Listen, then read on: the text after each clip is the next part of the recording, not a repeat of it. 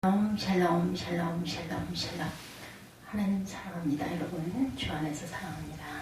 오늘은 사무엘하 10장 말씀이죠. 1절에서 19절 세 사람이 주는 교훈 1절에서 19절까지 내용의 말씀입니다. 다윗이 암몬과 싸우다 이렇게 표기되어 있습니다. 그 후에 암몬 자손의 왕이 죽고 그의 아들 한운이 대신하여 왕이 되매 그에 돌아와 왕들이 출전할 때가 되매 다윗이 요압과 그에 있는 그의 부하들과 온 이스라엘을 군대를 보내니 그들이 암몬 자손을 멸하고 라빠를 에워쌌고 다윗은 예루살렘에 그대로 있더라.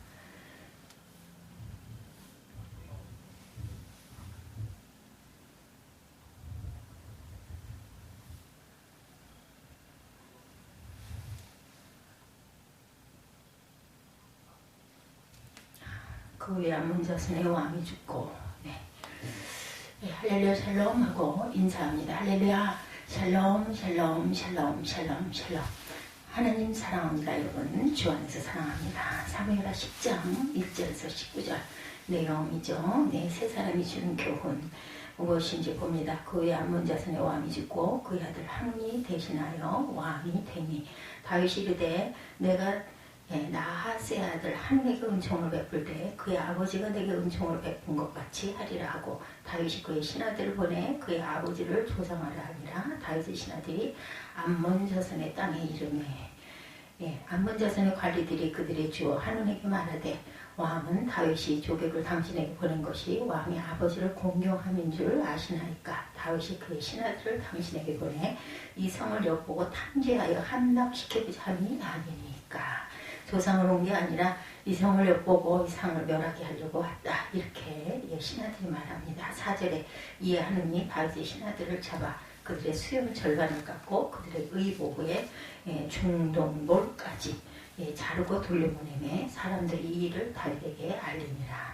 사람들이 크게 부끄러워하므로 왕이 그들을 맞으러 보내 이르기를 너희는 수염이 자라기까지 여리고에서 머물다 돌아오라. 수염 다 자라면 돌아오라. 암몬 자손들이 자기들이 다윗에게 미움이 된 줄 알고 암몬 자손들이 사람을 보내 벨르호 아람 사람과 소바 아람 사람의 보병 2만 명과 마가 왕과 그의 사람 1000명과 돕 사람 12,000명을 고용합니다.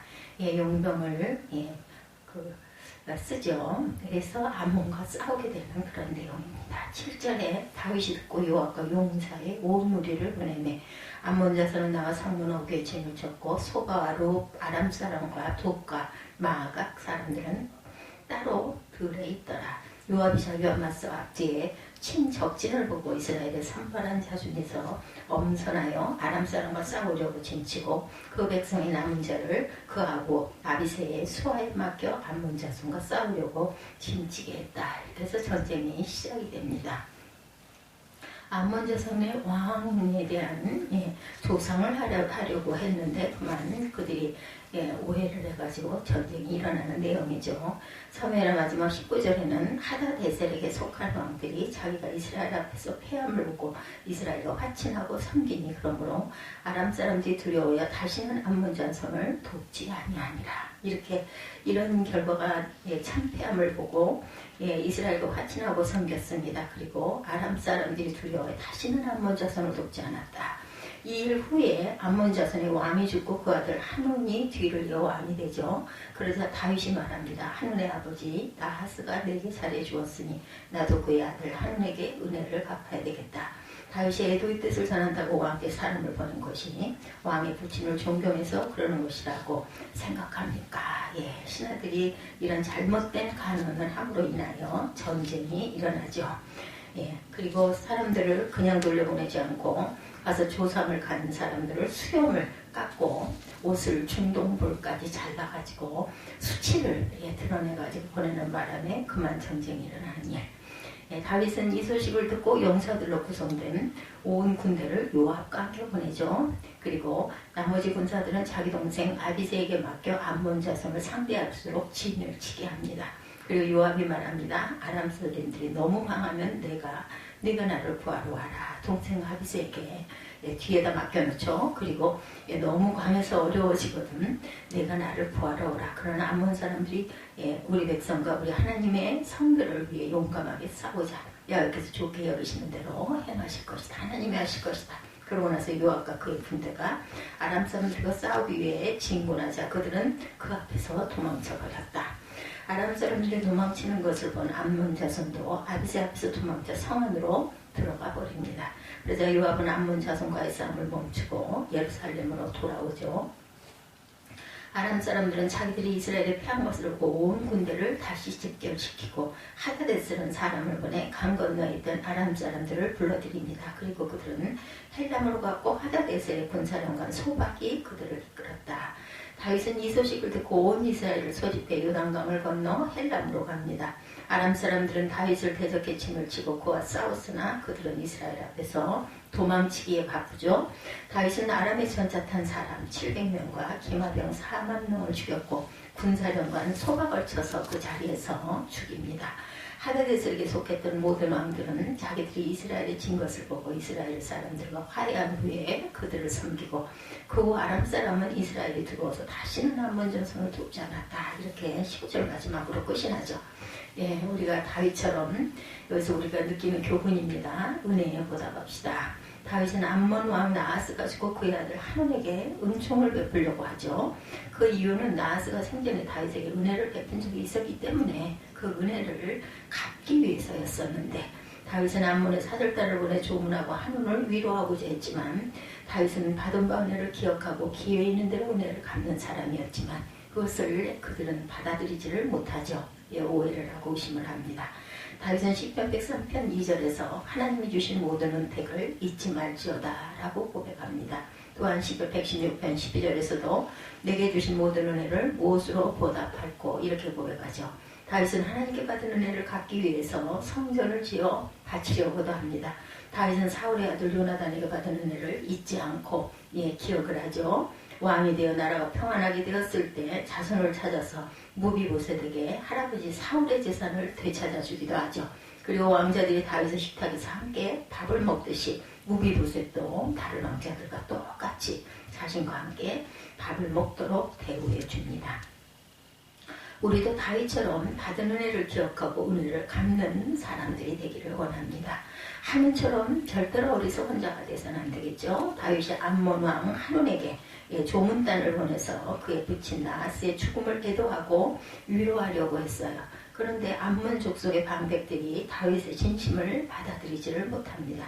그들은 나하스 왕이 죽고 암몬이 혼란하니까 그 틈을 타서 다윗이 암몬을 공격하려고 조문객을 가장하여 정탐꾼을 보낸 것이다. 이렇게 오해를 하죠. 그래서 자신들의 왕 한온에게 다윗이 보낸 조문객은 암몬의 수도 라빠성을 엿보려고 온 정탐꾼이 틀림없다. 이렇게 조언을 합니다. 한온은 정확한 판단을 하지 않고 방백들이 잘못된 조언을 받아들였어요.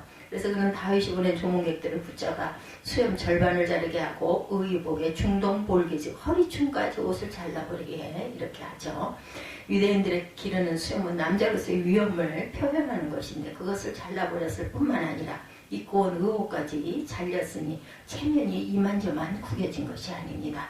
다윗은 자신의 조문단들이 참혹한 몰골로 돌아왔다는 것을 보고받습니다. 다윗은 너무나 수치스러워하는 것을 생각해서 그들을 국경 도시인 여리고에 머물게 하죠. 그곳에 수염이 다시 원상태로 자라기까지 있도록 조치해 줍니다. 다윗이 얼마나 자신의 사람들을 아끼고 자상하게 사랑하는지 우리가 알겠죠? 근데 우리가 깊이 생각해 볼 것은 한의 행동이죠. 한이 왜 다윗의 조문단에게 몹쓸 짓을 하게 된 것일까? 자신의 곁에 어리석은 사람들을 두었기 때문이죠. 신하들 때문이었습니다. 어리석은 암몬의 방백들이 잘못된 조언을 했을 때 그것을 여과 없이 생각하지 않고 걸러들이지 않고 받아들입니다. 만약에 한운이 주변에 지혜로운 측근들을 두었다면 그런 큰 실수를 하지 않았을 것이죠. 한운과 같은 사람이 역사에서 또 있었어요. 솔로몬의 아들 르호보암도 그러했죠.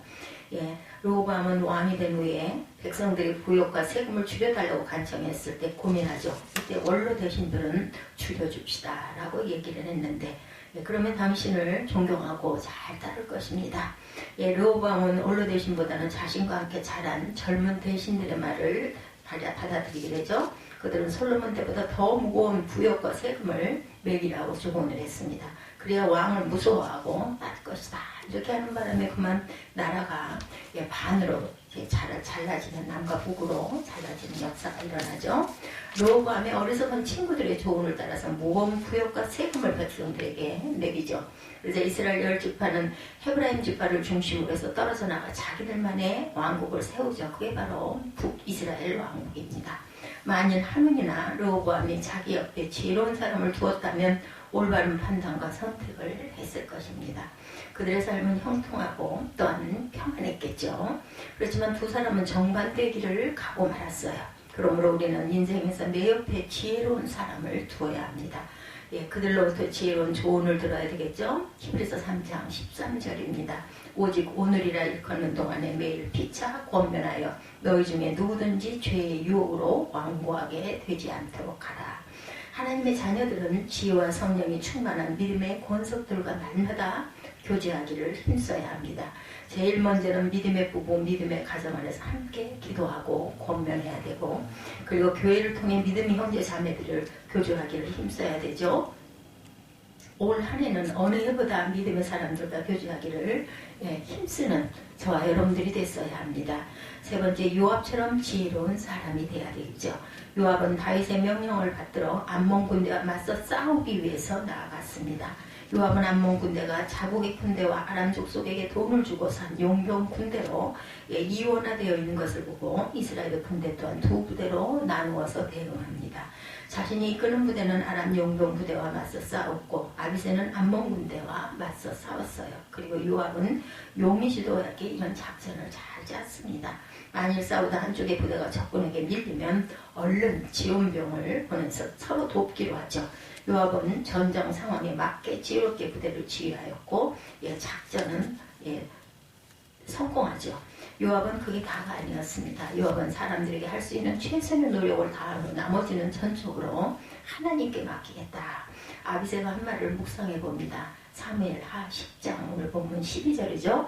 너는 담대하라. 우리가 우리 백성과 우리 하나님의 성읍을 위하여 담대히 하자. 여호와께서 선히 여기시는 대로 행하시기를 원하노라. 모압은 동생 아비새에게 이 전쟁은 하나님의 백성과 하나님의 성읍들을 지키기 위한 거룩한 전쟁이므로 담대히 싸우자 이렇게 말합니다. 그리고 이 전쟁의 승패는 여호와께서 선하게 여기시는 대로 행하시기를 원한다 이렇게 말하죠. 요압은 믿음의 장수다운 태도를 보였어요. 요압과 아비새는 한 마음과 한 뜻이 되어서 각기 상대해야 할 적진을 향해 나아갑니다. 그러자 요압에 맞선 암몬 용병 부대는 제대로 싸워보지도 않고 요압의 기세에 눌려 도망가게 바빴죠. 또한 아비새가 상대한 암몬 족속은 아람 부대가 도망가는 것을 보고는 사기가 꺾여서 자신들도 도망쳐 성으로 숨어들어 버립니다. 요압은 적군이 도망치자 전쟁을 확대해서 더 이상 피를 흘리는 것을 원하지 않죠. 싸움을 중단하고 군대를 이끌고 예루살렘으로 돌아갑니다. 요압은 다윗의 군대 장관으로 훌륭한 임무를 수행하죠. 그는 사람으로 해야 하는 최선의 노력을 기울였습니다. 그리고 그 결과를 전적으로 하나님께 맡기죠. 우리가 본받아야 할 태도가 아닐 수가 없습니다. 구약 성경의 에스더의 경우도 그러겠죠. 바사 제국에 살고 있던 유다 백성들은 하만의 음모 때문에 몰살될 위기에 처해 있었어요. 이때 에스더는 유다 동포들에게 자신과 함께 3일 동안 금식 기도할 것을 부탁하죠.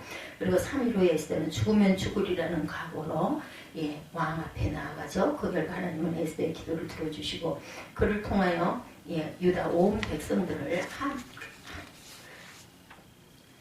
하나님에게서 구해내는 그런 역사를 우리가 볼 수가 있습니다. 하나님은 우리의 외모를 보시는 분이 아니라 중심을 보시는 분이죠. 하나님은 우리의 연약함과 약함을 잘 하시기에 도리어 긍휼과 사랑으로 대해주시고 계십니다. 하나님을 믿는 우리들도 그 무엇보다 하나님의 마음을 헤아릴 수 있는데 힘쓸 수 있어야 되겠죠. 우리가 하나님을 믿고 주의 뜻대로 살아갈 때 낙심의 시간들이 올 때가 있습니다. 예레미야와 같이 고난과 절망의 상황을 마주하게 될 때 낙심되고 소망까지 잃어버리기도 쉽죠. 오늘날 전 세계적으로 아주 어려운 시기를 보내고 있습니다. 코로나 바이러스로 인해 우리의 삶에 어려움이 있죠. 죽어가는 이들도 있습니다. 그리고 망하는 기업들도 속속 나타납니다. 때로는 개인적으로 가정과 교회 안에서 어렵고 고통스러운 일을 경험하기도 합니다. 그럴 때 모든 것을 포기하고 싶은 절망감에 빠질 때도 있습니다. 그런데 그럴 때 에레미야와 같이 하나님의 본심을 깨달는 지혜가 필요합니다. 하나님은 우리를 멸망의 자리로 이끌고자 하시는 분이 절대 아니시죠. 우리가 최선의 노력을 다 하고 나머지는 하나님께 맡기면 일은 하나님이 하시죠. 모든 고난과 근심의 과정을 통과하고 하나님의 구원의 자리로 이끌고자 하시는 분이시죠. 그러게 하나님을 믿는 이들은 하나님의 긍휼과 인자하심, 선하심을 믿고 그 하나님을 마음에 품고 살아가야 되겠습니다. 하나님의 인자와 긍휼을 누구하시며 아침마다 새로우신 줄로 믿으시기 바랍니다. 그리고 하나님의 구원을 바라보는 자에게 하나님은 선하신 분인 줄 믿습니다. 에레미야처럼 우리의 삶의 근심과 고통스러움 속에 있을 때 하나님의 본심을 알아갈 수 있기를 바랍니다. 오늘 다윗의 하나님의 은혜, 그리고 사람이 내게 베풀어준 은혜에 보답하고자 하는 마음, 그리고 또한 주변에 아주 지혜로운 그러한 장군들을 많이 거느리고 또한 인자했던, 그리고 자상했던 다윗처럼, 그리고 요압 장군처럼 끝까지 최선을 다하고 나머지는 하나님께 맡기는 그러한 귀한 은혜가 저와 여러분에게 있으시기를, 임하시기를 주님의 이름으로 축복합니다.